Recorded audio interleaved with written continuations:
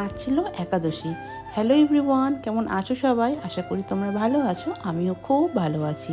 ঘুম থেকে উঠেই জানো আমি রোজ একটু জানলা দিয়ে প্রথমে তাকিয়ে থাকি, দেখি ওয়েদারটা কেমন হয়েছে। আর এখানে দেখো তরি চলে আসছে। আর তরির এখন কি স্বভাব হয়েছে, লোকের বাড়িতে উঁকি মেরে দেখা। ওদের বাড়িতে কি হচ্ছে উঁকি মেরে দেখছে। কি বলবো বলো তো। আর তারপর ওকে একটু আমি আদর করে নিলাম। তারপর বাসি ঘরটা ঝাড়ু দিয়ে নিলাম, যেহেতু এখন একটু প্রায় বর্ষাকালই, যেহেতু বৃষ্টি এদিকে হচ্ছে। দেখো বৃষ্টি পড়লে না একটু হেয়ার ফলটা বেশি হয়। আমি ঘরে শুধু চুল আর চুলই পাই। তারপরে এসে 1 কাপ চা খেয়ে নিলাম। এখানে রান্না বসিয়ে দিয়েছি। আর এদিকে দেখো আমার ডালটাও মোটামুটি সিটি পড়ে গেল। আর এদিকে আজকে বুঝতে পারছিলাম না কি রান্না করব। তারপরে দেখলাম ভেন্ডি, তো একটু ভেন্ডি ভাজা করলাম আলু দিয়ে। তারপর খাওয়া দাওয়া করে সকালবেলায় চলে আসছিলাম উপরে। এদিকে আমার স্নানও হয়ে গেল। স্নান করে চলে গেলাম ছাদে। আর আজকে যেন ওয়েদারটা না বাইরে খুব সুন্দর ছিল, খুব যে রোদ ছিল তা ছিল না।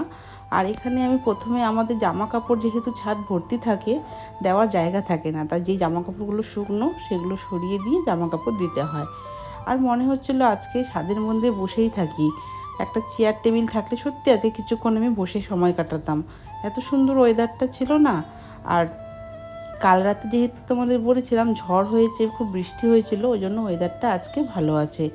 এই নর্থ বেঙ্গলে থাকার কিন্তু একটা সুবিধা, এখানে যে এত গরম এখনও পড়েছে কলকাতার ওদিকে, কিন্তু এখনও এদিকে বোঝাই যাচ্ছে না সেরকমভাবে।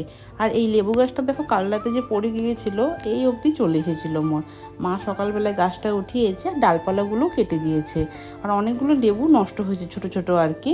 গাছটা এখন অনেকটা হালকা হয়ে গেছে নিচের দিক থেকে। তারপর চলে আসলাম ঘরে আর কি।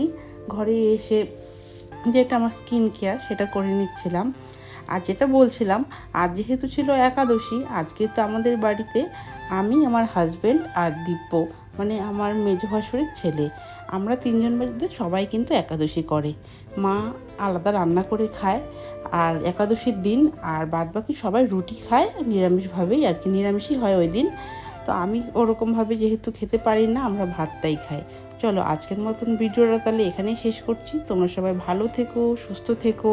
দেখা হচ্ছে তোমাদের সাথে অন্য একটি কোনো গল্পে। আজ তবে আসি, চলো টাটা।